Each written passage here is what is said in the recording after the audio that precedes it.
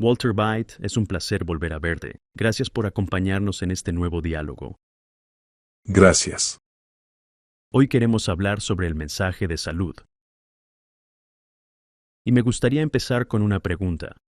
¿Por qué el mensaje de salud es una piedra angular tan fundamental en tu labor de evangelización? Bueno, si quieres tener una mente sana, debes tener un cuerpo sano. Y lo que ingieres afecta a todos los órganos, así como a tu mente, a tu claridad mental y a tu estado de alerta. Y todo ello contribuye a ello. Por eso debemos saber qué es lo que ingerimos. A menudo se dice que somos lo que comemos. ¿Lo cree usted? Hasta cierto punto, sí. Es cierto que uno viene con cierta carga genética, pero sin duda es algo sobre lo que se puede hacer algo, incluso en los casos más graves. Incluso en la vejez, suceden cosas realmente asombrosas cuando se adopta un estilo de vida más saludable. He conocido a personas de más de 80 años que han cambiado su estilo de vida y han experimentado mejoras tales que incluso han salido de las residencias de ancianos y han vuelto a su vida normal en sus apartamentos. Bueno, eso es una buena noticia, porque nos dice que nunca es demasiado tarde para cambiar. Nunca es demasiado tarde. El cuerpo, incluso en la vejez, puede responder positivamente a una dieta más saludable. Sí, especialmente si se pasa a una dieta totalmente vegetal, entonces se pueden conseguir reversiones muy drásticas de situaciones debilitantes que no se conseguirían con un cambio que no fuera tan drástico. Así que utiliza el término dieta. En la sociedad actual nos bombardean con revistas, televisión y publicidad sobre esta dieta para adelgazar y aquella otra dieta de moda. ¿En qué se diferencia el régimen alimenticio que usted menciona de todas esas otras dietas con las que nos bombardean? No creo en las dietas. Creo en un estilo de vida, porque una dieta es algo pasajero. Te pones a la última moda, tienes sobrepeso, empiezas una dieta, quieres perder algo de peso y estás deseando dejarla para volver a la normalidad. Así que puedes volver a engordar y luego volver a ponerte a dieta. Una dieta nunca es la solución. Lo que se necesita es un cambio de estilo de vida, un cambio permanente. Y ahí está la diferencia. Y por cambio de estilo de vida, en lo que respecta a la comida que consumimos, significa cambiar los hábitos alimenticios, lo que consumimos, quizá cuánto consumimos y cuándo lo consumimos, de modo que forme parte de un nuevo cambio de estilo de vida. Es algo totalmente diferente. Quiero decir, la mayoría de la gente come una sola vez al día, durante todo el día. Yo lo comparo con una lavadora. La lavadora está haciendo su trabajo. Y luego, a mitad del ciclo, decides, bueno, ¿y mis calcetines? Se me olvidó meterlos. Así que abres la lavadora, los metes, y continúas con el ciclo. Y justo antes de que termine, te das cuenta, vaya, hay un montón de cosas que no he metido, y las metes. Y luego te preguntas por qué algunas están limpias y otras siguen igual de sucias que antes. El estómago es un órgano increíble. Contiene enzimas y secreciones ácidas. Y estas deben estar disponibles cuando llega la comida, ya que todas estas células tienen estructuras de almacenamiento y el estímulo necesario para liberar estas enzimas y fluidos en el estómago es, por supuesto, la comida que ingieres. Así que si se espacian las comidas de forma regular, esa es la forma de aprovechar al máximo lo que se ingiere. Así que esta idea de comer constantemente es algo que conduce a una mala digestión, a la fermentación. Y cuando hay fermentación, en lugar de obtener carbohidratos simples, por ejemplo, se empiezan a obtener ácidos grasos. Eso conduce a un sistema ácido que a su vez da lugar a una cascada hormonal totalmente nueva. Hay que neutralizar el ácido, Así que las hormonas paratiroideas y todos los que intervienen en el proceso, la liberación de calcio de los huesos, todo tipo de situaciones.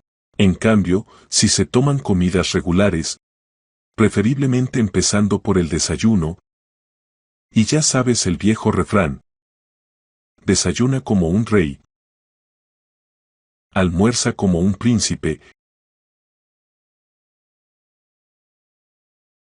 y cena como un pobre, eso es una idea bastante buena. Ahora bien, ¿cuál es el razonamiento detrás de ese dicho? ¿Por qué se supone que el desayuno debe ser la comida más abundante e importante del día? Verás, si tuvieras que tomar una cantidad determinada de comida y dijeras, esta es tu ración diaria, y no hicieras otra cosa que comer la mayor parte por la mañana y menos por la noche, observarías efectos sorprendentes y espectaculares. En el caso de la obesidad, el simple hecho de empezar a desayunar tendrá un efecto muy positivo. El mismo tamaño de ración. La misma ración. La razón es que por la mañana el metabolismo está en su punto más alto. En otras palabras, el cuerpo está preparado para metabolizar todo lo que se va a comer, asimilarlo y quemarlo, mientras que por la noche, el metabolismo empieza a ralentizarse. Se entra en modo de sueño. Todo esto está regulado por la luz del día, las cascadas hormonales y las áreas receptoras del cerebro.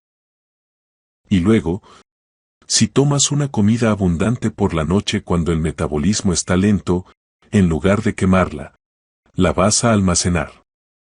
En primer lugar, lo vas a digerir mal, y lo que sí digieras y absorbas, lo vas a acumular. Por eso conduce a la obesidad. Así que basta con ese simple cambio. El desayuno debe ser una comida abundante. ¿Y hay algún alimento preferido para el desayuno que constituya esta comida abundante? Bueno, ¿qué alimentos necesitamos? En primer lugar, en el desayuno, lo que se busca es que la energía llegue rápidamente al torrente sanguíneo, ya que acabas de salir de un periodo de ayuno. Por eso se llama desayuno, romper el ayuno.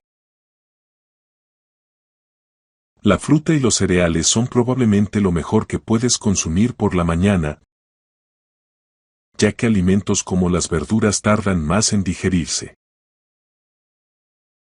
Así que la fruta y los cereales serían el desayuno perfecto.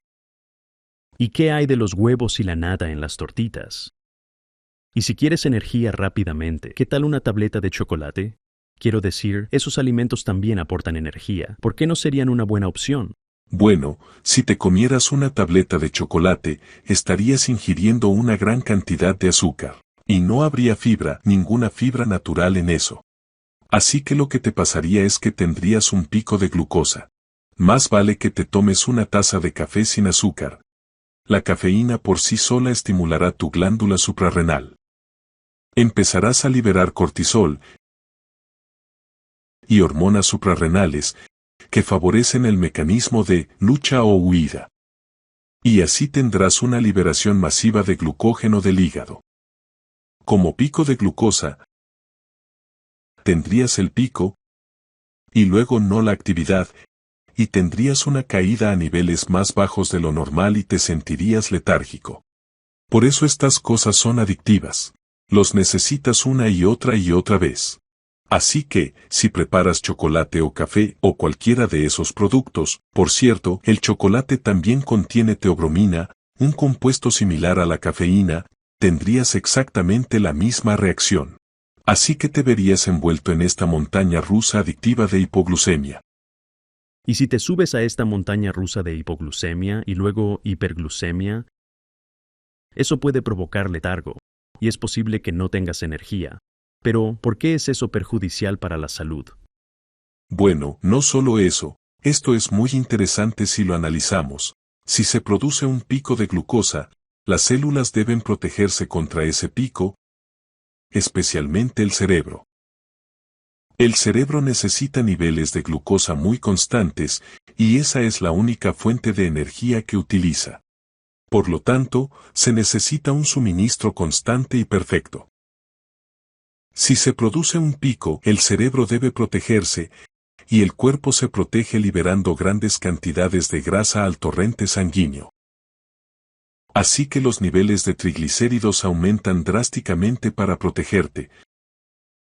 Cuando haces eso, cuando se produce un aumento repentino de grasa en la sangre, automáticamente cambias la consistencia de la sangre, cambias la viscosidad.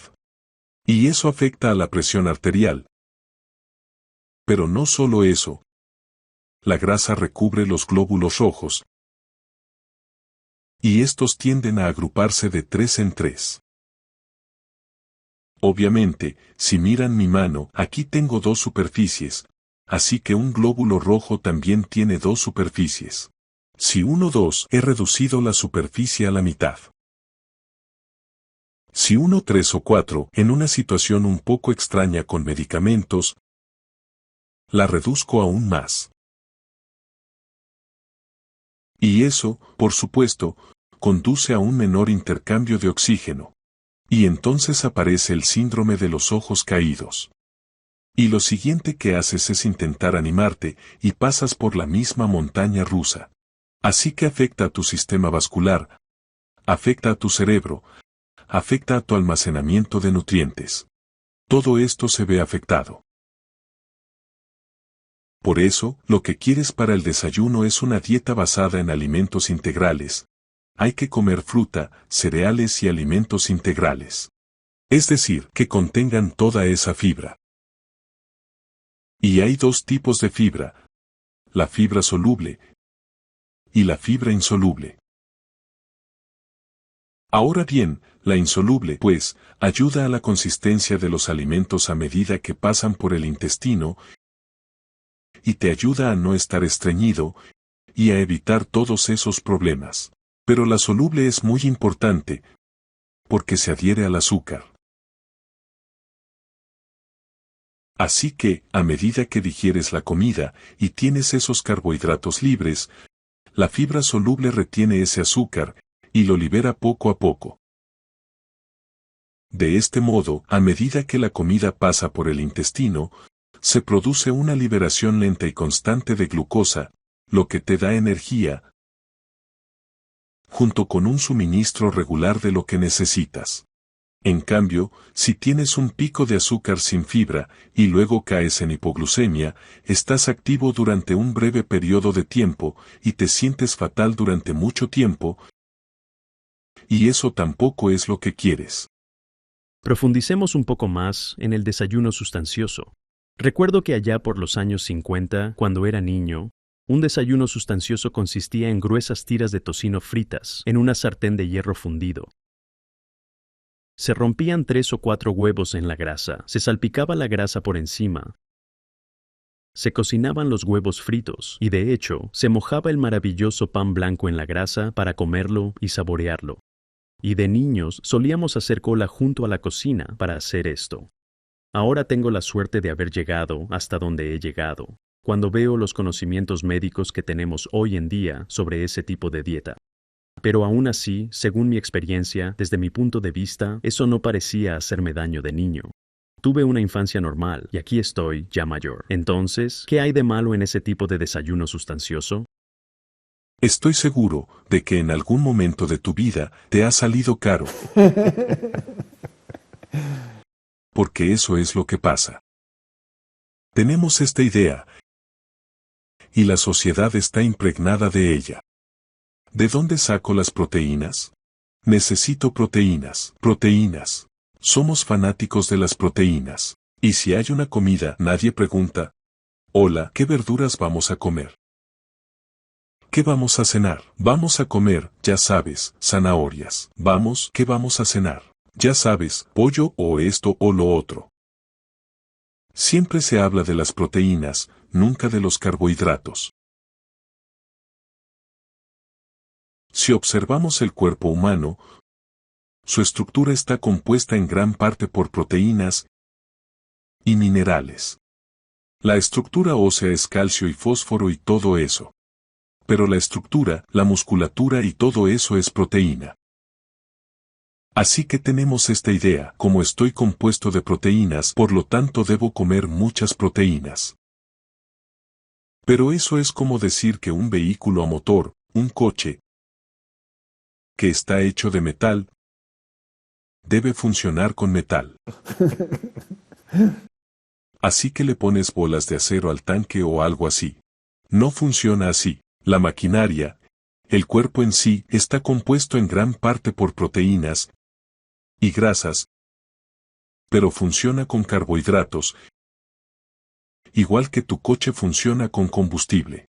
Así que el combustible que necesita el cuerpo son los hidratos de carbono. Pero, ¿no es cierto que entre los grupos básicos de alimentos se incluyen las proteínas y que necesitamos proteínas en nuestra dieta?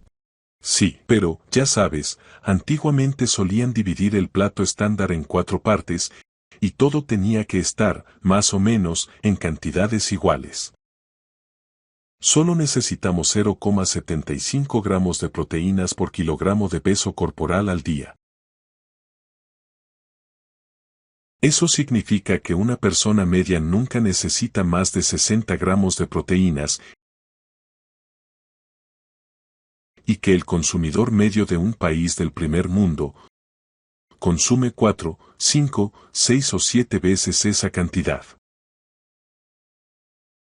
Ahora bien, el cuerpo no tiene capacidad para almacenar esa proteína. No puede almacenar proteína. Almacenamos grasa y almacenamos carbohidratos.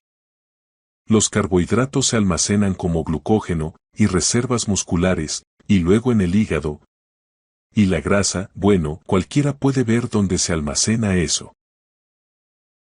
Así que esas son las dos cosas que almacenamos: la proteína que consumimos al día, la cual se utiliza para la reparación del cuerpo, y en una pequeña parte, para el crecimiento, si estás en fase de crecimiento.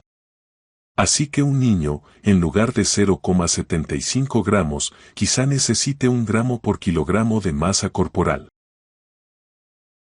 Eso significa que un niño que pese 40 kilogramos solo necesitaría 40 gramos de proteína.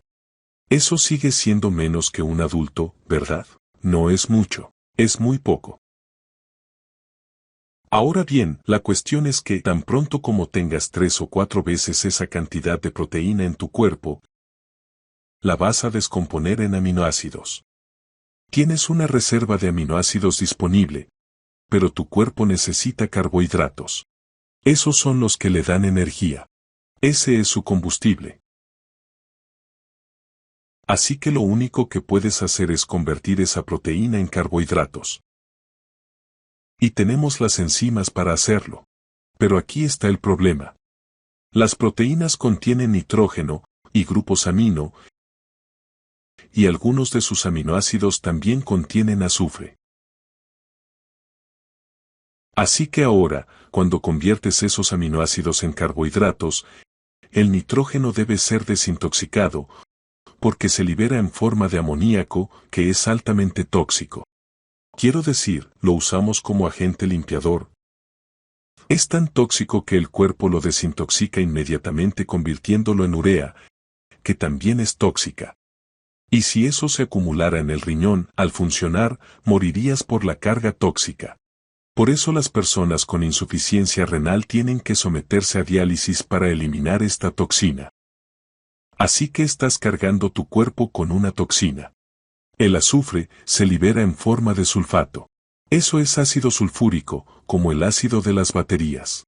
Así que ahora tienes una carga de azufre, y tienes que neutralizarla porque tu sistema inmunitario requiere un entorno alcalino, tus células requieren un entorno alcalino, y tu equilibrio ácido-base está muy estrictamente regulado.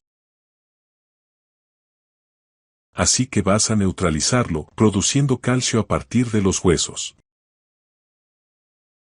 Y eso tiene un efecto a largo plazo. Y todas estas cargas tóxicas, además, las proteínas tienen estructuras en anillo, grupos fenólicos que no están en los carbohidratos, y esos son tóxicos para tu sistema, y tienes que deshacerte de ellos.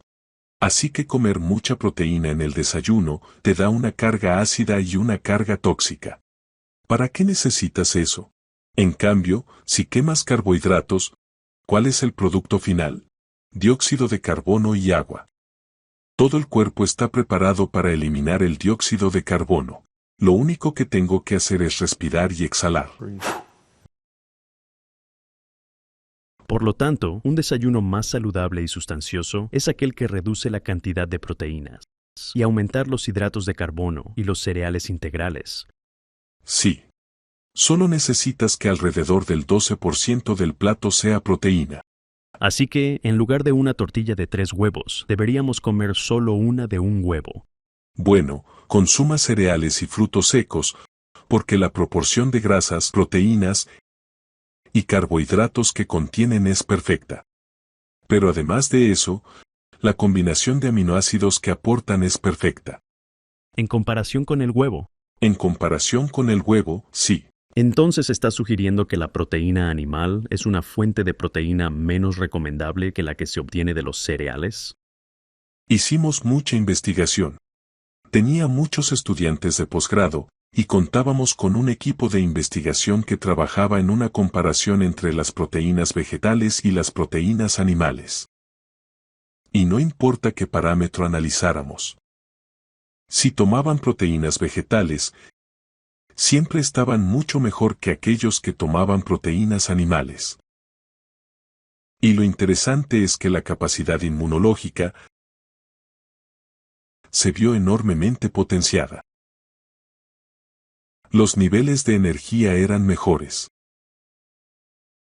El perfil de grasas era perfecto. En cuanto al perfil de colesterol, HDL, LDL, las proporciones entre el colesterol bueno y el malo eran absolutamente magníficas. Fascinante.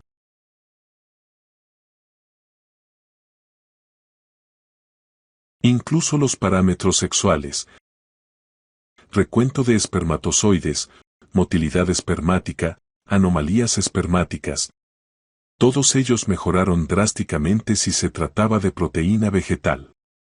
Pero en estos experimentos se utilizan animales de laboratorio. Eran herbívoros, es decir, animales que se alimentan naturalmente de plantas, de modo que cuando ingirieron proteínas animales simplemente no estaban adaptados para hacerlo. Utilizamos todo el espectro. Probamos con carnívoros. Probamos con herbívoros. Probamos con omnívoros.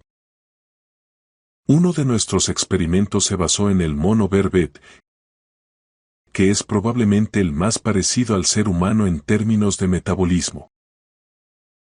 Y los resultados fueron tan espectaculares que causaron un gran revuelo en el ámbito científico. En una de nuestras conversaciones anteriores, nos contó una anécdota sobre cómo sus estudiantes de posgrado se referían a usted como el profeta. ¿Podría volver a contarnos esa historia? Bueno, yo les decía a los estudiantes que quería que estos animales siguieran regímenes diferentes. A este grupo lo ponías a dieta de proteínas vegetales. A este otro, le añadías tanta proteína animal a la mezcla. Un poco más, otro poco más, y otro poco más. Y luego les decía, muy bien, cuando hagan su análisis, verán que este es el mejor y aquel será el peor. Pero el sentido común les decía que debería ser al revés. Y estaban realmente convencidos de que iban a obtener los resultados opuestos, pero nunca lo consiguieron. Así que, sí, esa etiqueta que me pusieron entonces, no tenía nada que ver con la profecía, por supuesto. Pero, basándote en estos principios, ya sabías de antemano cuál sería el resultado del experimento. Por supuesto. Volviendo por un momento al tema de las proteínas. Las proteínas animales son menos recomendables que las vegetales. Por supuesto, pero verás, existe la idea de que la proteína animal es una proteína completa. Completa en el sentido de que todos los aminoácidos que necesitamos están presentes en la proteína animal. Lo cual no ocurre con la proteína vegetal. Todos están ahí, pero las proporciones en cualquier planta concreta no son las mejores para proporcionarte un perfil completo. Pero si se combinan plantas, un cereal y una legumbre. Al mezclarla se obtiene una proteína perfecta, porque lo que le falta a una lo complementa la otra. Y hay otra cosa muy importante sobre las proteínas vegetales. Las proteínas vegetales tienen un contenido muy elevado del aminoácido arginina, y la arginina es fundamental para nuestro sistema de desintoxicación, ya que es el aminoácido que da inicio a lo que llamamos el ciclo de la urea. Así que si tienes niveles altos de arginina, esto permite al cuerpo desintoxicarse rápidamente, algo que las proteínas vegetales te aportan, y las proteínas animales no. Por lo tanto, la proporción de aminoácidos que se encuentra en las plantas es mucho más propicia para un mejor funcionamiento del sistema que la que se encuentra en las proteínas animales.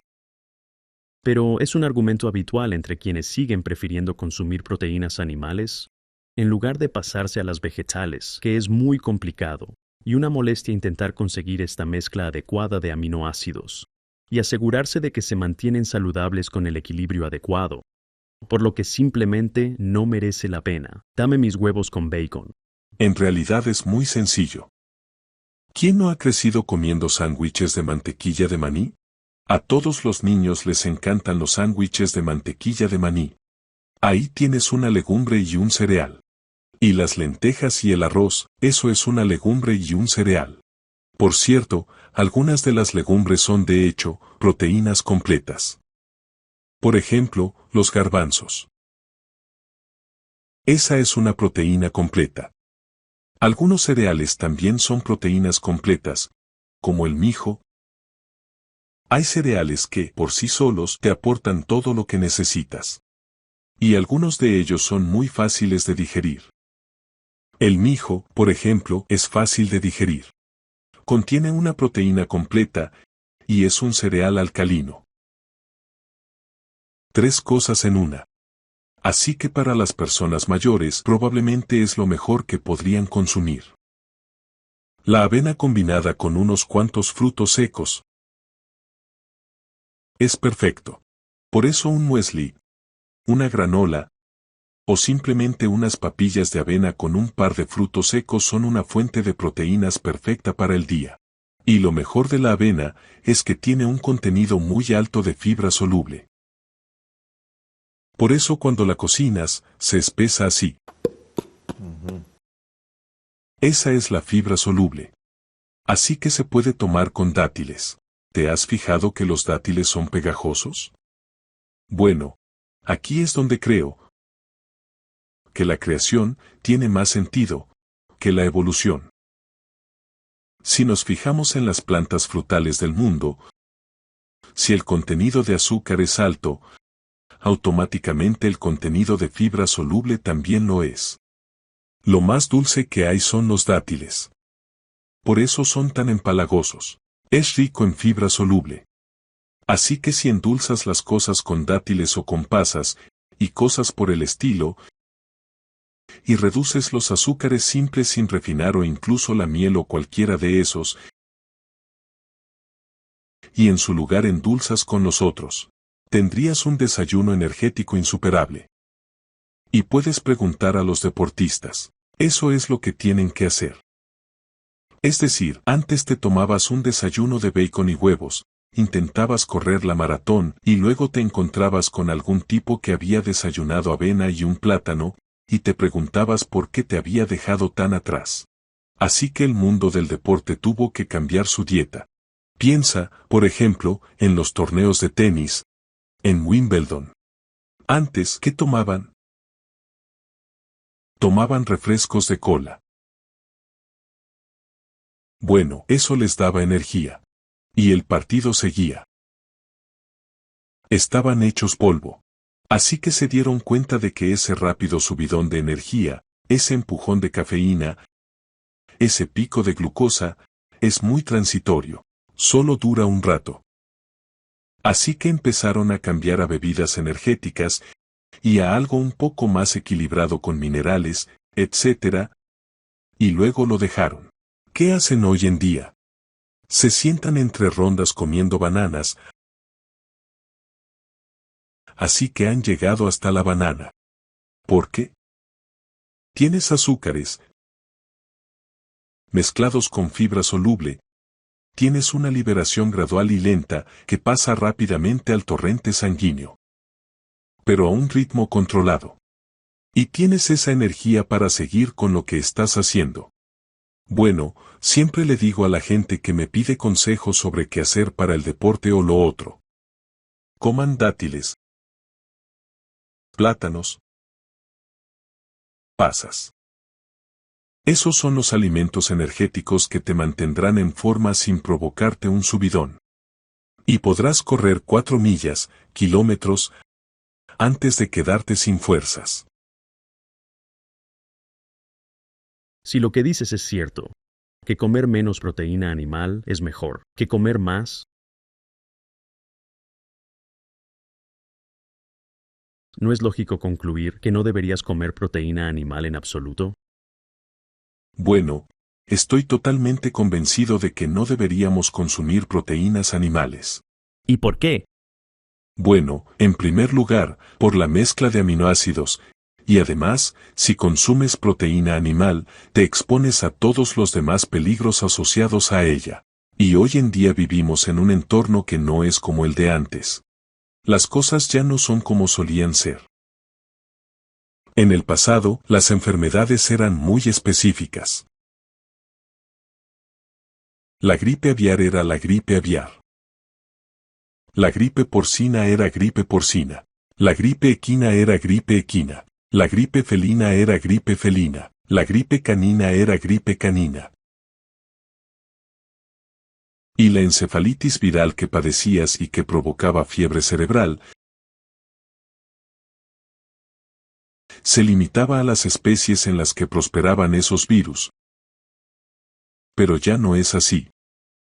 En la última década hemos tenido un aumento drástico de los ataques virales transpacíficos, lo que significa que ya ni siquiera los animales criados en libertad están a salvo, porque el virus no discrimina entre si se trata de animales criados en libertad o no.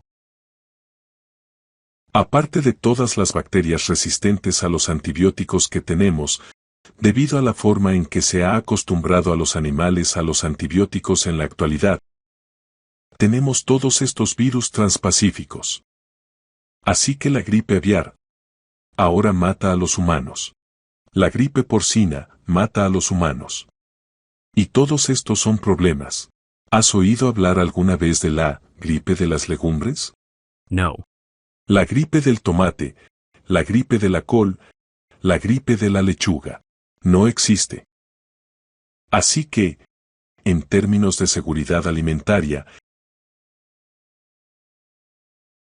en cuanto a bacterias que puedan ser patógenas,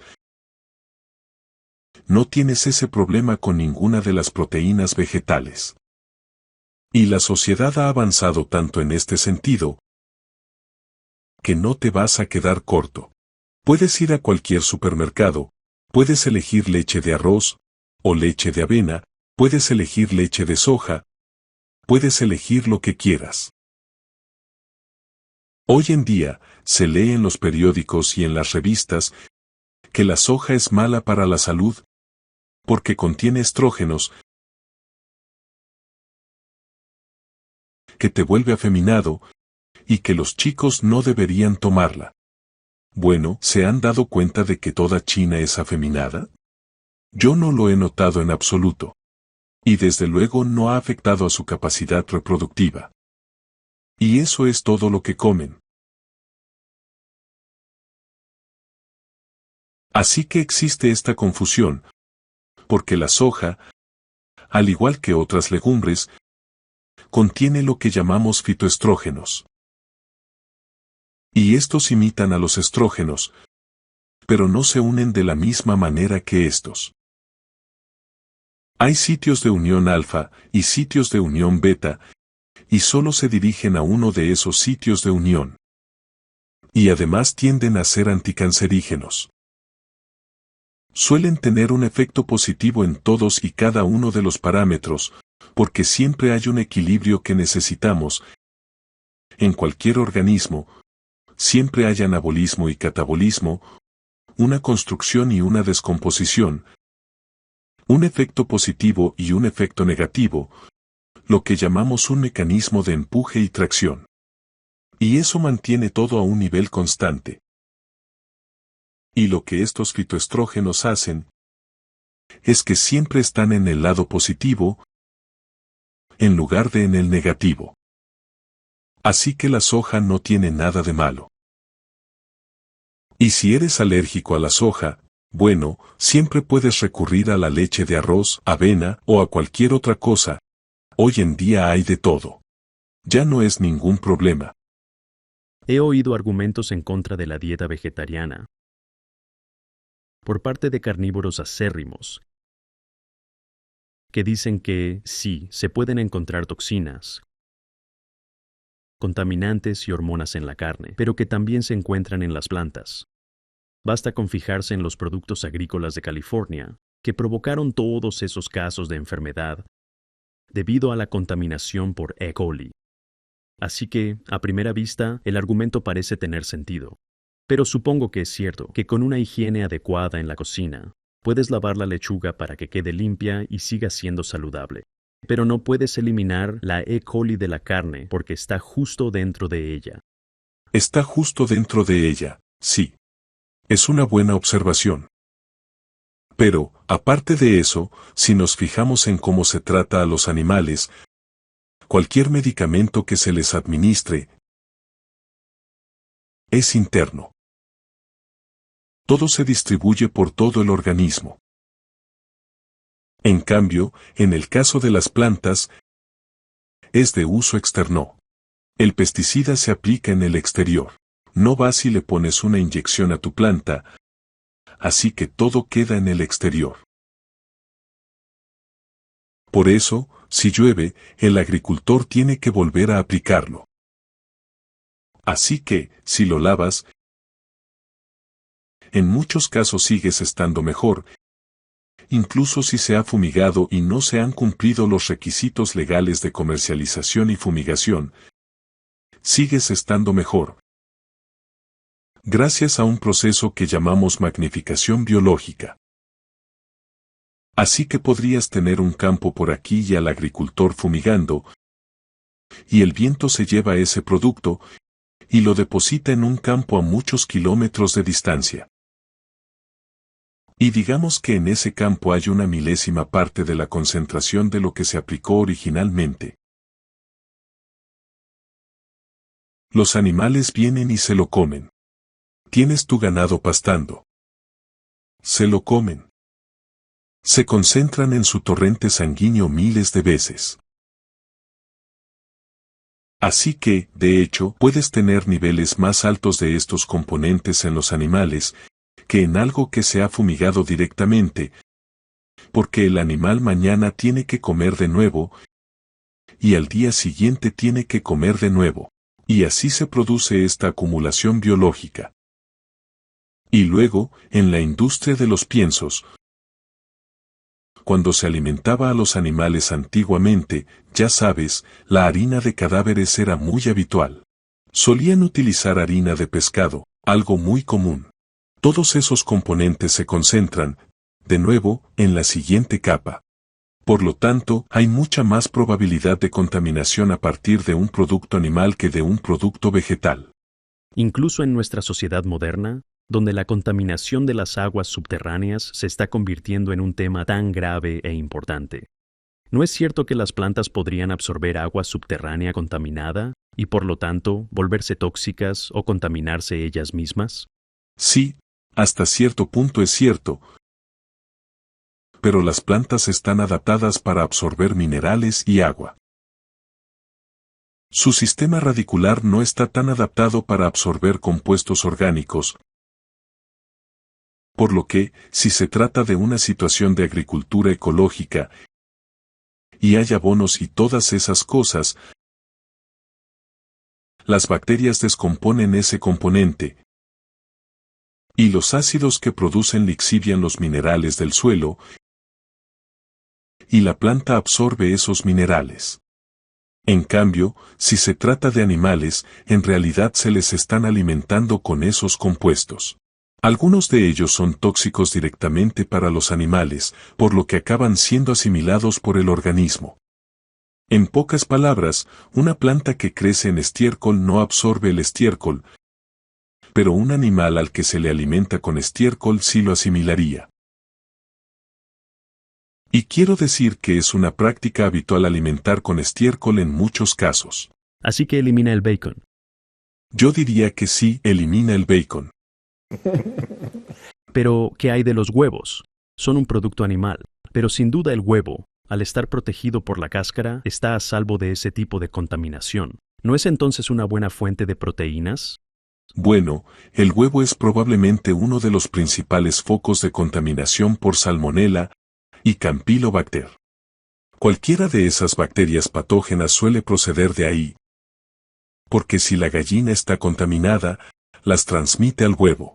Ese es el primer lugar donde se transmiten. Así que eso no significa que el huevo vaya a ser perfecto. Y el huevo tiene un contenido muy alto en colesterol, extremadamente alto. Y de hecho, se podría prescindir de él. Pero vemos en la televisión, a diario, cada semana, que hay que desayunar huevos. Son una buena fuente de proteínas, un desayuno sustancioso, una fuente de energía. ¿Estás sugiriendo que quizá esa publicidad no es del todo acertada? No solo lo estoy sugiriendo, lo estoy diciendo. Alto contenido en proteínas, en primer lugar, alto contenido en grasas, alto contenido en colesterol. Todos esos componentes están ahí. ¿Es así como quieres empezar el día? Y si piensas en cuántos huevos ocultos hay en los alimentos, si consumes bollería, pasteles y todos esos ingredientes, tendrás una gran cantidad de eso a tu alrededor. En cambio, si tomas cereales, si desayunas fruta y frutos secos, ¿qué estás ingiriendo? ¿Estás ingiriendo grasas saturadas o grasas vegetales? Los frutos secos son principalmente ricos en grasas monoinsaturadas y algo de poliinsaturadas, pero siempre están repletos de antioxidantes, mientras que las combinaciones de proteínas y grasas animales no contienen antioxidantes. Así que tienes formación de radicales libres. Y este tipo de dieta se asocia entonces con cáncer de colon, problemas de páncreas. Las dietas ricas en grasas se asocian con diabetes, cáncer de colon, cáncer de mama y cáncer de ovario. Esos son los cánceres inducidos por las grasas. No es la forma en que querrías empezar el día. A ver, hemos descartado el bacon y hemos descartado los huevos. ¿Y la leche? Los argumentos y la opinión general es que es una buena fuente de calcio, es una fuente de energía, constituye un elemento importante en un desayuno sustancioso. ¿De verdad quieres entrar en eso? Creo que deberíamos, porque hay mucha gente que sigue pensando que la leche es un componente importante de una buena dieta. Sí, eso me parece increíble. Hemos investigado mucho sobre la leche y muchos institutos científicos de todo el mundo. Me refiero a que los mejores institutos del planeta han cambiado esa visión de que la leche es algo destinado a animales y seres humanos antes del destete y que es bastante específica para cada especie. Si consideras cómo deben combinarse las proteínas, los carbohidratos y las grasas, cada especie tiene necesidades distintas. Y esto también está directamente relacionado con la tasa de crecimiento y el desarrollo del organismo. Así, la leche de vaca contiene más del triple de caseína, que es una proteína, que la leche materna.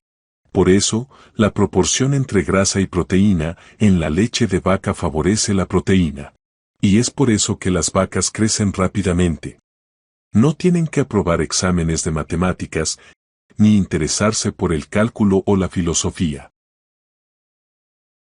En cambio, los seres humanos necesitan desarrollar el sistema nervioso, y eso requiere una proporción totalmente diferente de nutrientes.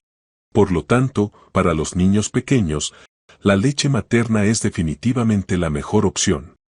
La leche humana está diseñada para el desarrollo del cerebro. Se ha encontrado que hay una diferencia notable entre los niños alimentados con leche materna y los alimentados con leche de vaca en cuanto al desarrollo cerebral, incluso en el coeficiente intelectual y otros aspectos. Así que la leche es algo específico de cada especie, la leche de vaca es para las vacas, y la leche humana es para los seres humanos. Pero cuando un animal es destetado, deja de consumir leche. No ves a ningún otro animal tratando de cubrir sus necesidades de calcio buscando la leche de otra especie. Y piensa esto, los animales más fuertes del planeta, que nunca consumen leche después del destete, como el elefante, ¿de dónde obtienen el calcio para esos huesos enormes? Sin duda, no solo del pasto, que tiene apenas 300 miligramos de calcio disponible por unidad, en comparación con, digamos, más de 1800 en los lácteos. Sin embargo, el calcio es el argumento principal que se usa para promover el consumo de lácteos. Pero como estás ingiriendo esta elevada cantidad de proteínas, y las proteínas que hay en los lácteos en realidad provocan pérdida de calcio. Disculpa un momento. ¿Cómo puede ser que consumir un alimento rico en calcio haga que el calcio disminuya en el cuerpo? Suena contradictorio. Suena ilógico. Uno pensaría que introducir este calcio en el organismo favorecería que el calcio se depositara en los huesos en lugar de salir de ellos. Pero el cuerpo solo tiene una respuesta a la carga ácida, y esa es la cascada hormonal, que libera la hormona paratiroidea. Y esa hormona paratiroidea empuja el calcio fuera del hueso hacia la sangre. Así que, si estás tomando esta proteína, la caseína, que es rica en aminoácidos que contienen azufre, y empiezas a metabolizarlos, es posible que tengas mucho calcio en esa dieta. Y, lógicamente, dirías que eso favorecería que el calcio se depositara en los huesos, pero tu cuerpo primero tiene que responder a esa carga de azufre. Y el único mecanismo que tiene es que no puede producir el carbonato a partir del calcio que estás ingiriendo, así que su respuesta natural es liberarlo de los huesos. Y así es como ocurre. Para neutralizar el ácido creado por el azufre. Así es. Y por eso, si tuvieras que tomar una pequeña cantidad de calcio, como las mujeres africanas, que ingieren unos 300 y pico miligramos de calcio al día, en comparación con los 1800 miligramos de la mujer estadounidense media, no solo tienen menos osteoporosis, sino que tampoco sufren calcificación, ni depósitos de calcio, que son los que causan los dolores articulares, intestinales y todo eso. Porque si tu cuerpo tiene esta sobrecarga de calcio, pero la cascada hormonal hace que se libere más calcio de los huesos a la sangre, ese calcio debe eliminarse. Y el riñón solo tiene una capacidad limitada. ¿Y qué ocurre entonces? Se deposita y se cristaliza en las articulaciones. Y eso es lo que provoca el deterioro y el dolor, sobre todo a medida que envejecemos. Espolones óseos y efectos duraderos. Por lo tanto, obtener el calcio de las verduras de hoja verde oscura es la mejor forma de hacerlo, porque, en primer lugar, todas esas verduras son alcalinas. Así que, cuando las consumes, el calcio que se absorbe con esos alimentos solo tiene un camino, llegar a los huesos, sin que se produzca una liberación simultánea desde los huesos. Por lo tanto, es mejor una ingesta menor de calcio procedente de alimentos verdes, que una ingesta elevada de calcio procedente de la leche. ¿Estos datos están respaldados por investigaciones científicas empíricas? Por supuesto, Investigaciones publicadas. por supuesto. Y usted ha señalado anteriormente que hay un número cada vez mayor de organizaciones de investigación científica que están llevando a cabo estos estudios y llegando a esta conclusión. Así es. Si ese es el caso, ¿por qué seguimos teniendo esa idea generalizada que nos inculcan el gobierno y las escuelas en cuanto a los grupos de alimentos, y que sin duda nos transmiten las revistas y la publicidad de que debemos consumir mucha leche y comer muchos huevos? Hay una contradicción ahí. He llegado a la conclusión de que puedes hablar hasta quedarte sin voz. No parece que este mensaje esté llegando, porque tu plato es sagrado. La gente dice que las enfermedades cardíacas son hereditarias en esta familia, que la diabetes es hereditaria en esta familia, pero la dieta también es hereditaria en la familia. Y lo que hay en el plato es lo que has heredado de tus padres, lo que ellos heredaron de sus padres. Y eso es a lo que estás acostumbrado. Puedes romper esa continuidad de la enfermedad. Así que este es un punto muy interesante el que mencionas. Si tomamos, por ejemplo, la idea de que hay que tomar lácteos para combatir la osteoporosis. Esa es la idea. Y si analizas la lógica y miras las estadísticas, te preguntas, ¿por qué? ¿Existe una correlación entre el consumo de lácteos y la osteoporosis? ¿Y por qué los países con mayor consumo de lácteos, como Noruega, son los que encabezan la lista de casos de osteoporosis? Si los lácteos fueran tan buenos, no deberían tener osteoporosis, ¿verdad? Y ahora tienen osteoporosis. Así que la solución es darles más leche, y eso no funciona. Y agrava el problema. Exactamente. Yo siempre lo comparo con un albañil. El albañil construye un muro, ladrillo a ladrillo. Y supongamos que la capacidad del albañil es colocar 1000 ladrillos en un muro al día. Y entonces tú decides, bueno, parece que hay un problema, y en realidad quiero que haya 2000 ladrillos en el muro. Por lo que lo mejor que puedes hacer es conseguir que alguien le suministre más ladrillos a este albañil. Así que, en lugar de darle 1000 ladrillos, le das 2000. Pero él solo tiene capacidad para colocar 1000. Así que los otros 1000 pasan volando por delante de estos, lo que probablemente corre el riesgo de ralentizar el proceso en primer lugar. Exacto. Y eso es lo que estamos intentando hacer. Estamos intentando resolver el problema añadiendo más ladrillos. Esa no es la solución. La solución es conseguir otro albañil. Y eso es lo que ocurre en las células. ¿Quieres células sanas? ¿Quieres osteoblastos sanos? Quieres que las células sanas incorporen el calcio al hueso. Y eso significa que necesitas más albañiles y no más ladrillos. La sabiduría convencional siempre es convencional, pero no necesariamente sabia.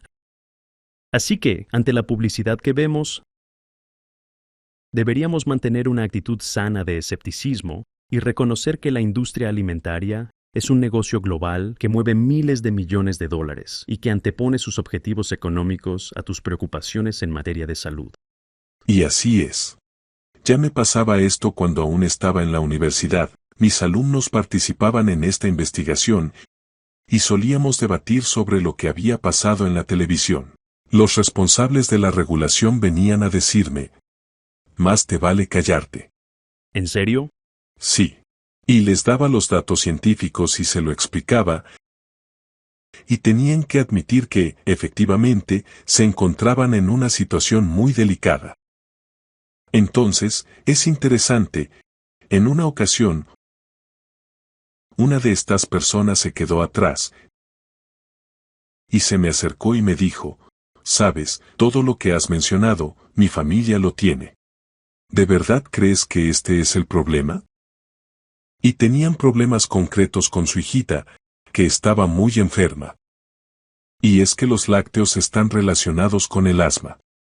Están relacionados con las otitis crónicas y con problemas bronquiales. Y ella tenía todos esos síntomas, además de todas las respuestas de aumento de alérgenos. Eliminaron los lácteos, y él me llamó un par de semanas después y me dijo: no puedo creer la diferencia. Tengo una nueva hija, algo totalmente nuevo. Fíjense en esto. Noruega tiene la tasa más alta de osteoporosis. Le siguen Suiza, Suecia, Dinamarca y los Países Bajos. Es decir, los países con mayor consumo de lácteos. Si nos fijamos en los problemas de próstata y el país número 1, Suiza, vemos que todos los países de la lista son países productores de lácteos. Así que hay algo para los hombres y hay algo para las mujeres. Pero, Dr. Walter, a mí me gusta el queso. Bueno, pues hazte un queso tú mismo, busca un sustituto y acostúmbrate a él. Toma una decisión. Y toma una decisión. ¿Sabes qué? Lo que me gusta, por ejemplo, es la pizza. La gente dice que no se puede comer pizza sin queso. Quiero decir, yo puedo comer pizza con queso, pero sin queso. También comemos pizza y le ponemos aguacate encima. Una vez que te acostumbras, no quieres volver a la otra. O preparas una crema de frutos secos, que sabe como el queso. Es muy digestible. No te da esa sensación de pesadez, ni esa sensación de aturdimiento mental que te producen otros alimentos. Por cierto, el queso es muy difícil de digerir, y el estómago es una máquina increíble. A medida que el estómago digiere la comida, envía muestras a través del esfínter pilórico hacia el duodeno, y en el duodeno hay receptores que miden la proteína de la digestión. Si no está completa, envía una señal y cierra el esfínter pilórico.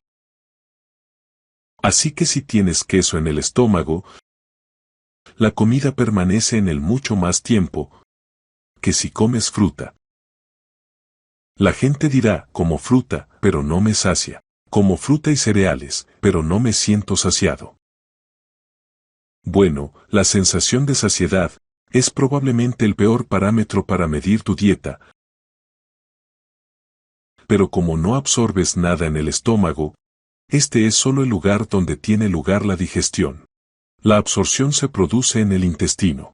En otras palabras, la absorción comienza una vez que el estómago está vacío. Así que, si te sientes satisfecho, significa que tienes el estómago lleno, pero no estás absorbiendo nada.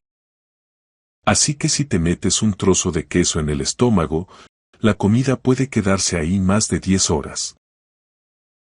En cambio, si has comido cereales, fruta y cosas así para desayunar, en 2 o 3 horas, esa energía está disponible para ti y estás corriendo, y en marcha, mientras que el otro tipo se queda ahí sentado. El queso permanece ahí 10 horas o más, ahí se queda. No hay nada disponible para ti. No es de extrañar que sea problemático. Así que empezamos el diálogo explorando los riesgos y peligros asociados a la proteína animal, hablando de reducir la cantidad de proteína animal. Y llegamos al punto de que, de hecho, ninguna proteína animal es mejor que menos proteína animal. Sí. Y eso incluía la leche, el queso y los huevos. Así que me parece que hemos llegado a la conclusión de que no es una dieta vegetariana lo que uno debería aspirar a seguir, sino un cambio completo de estilo de vida hacia una dieta vegana.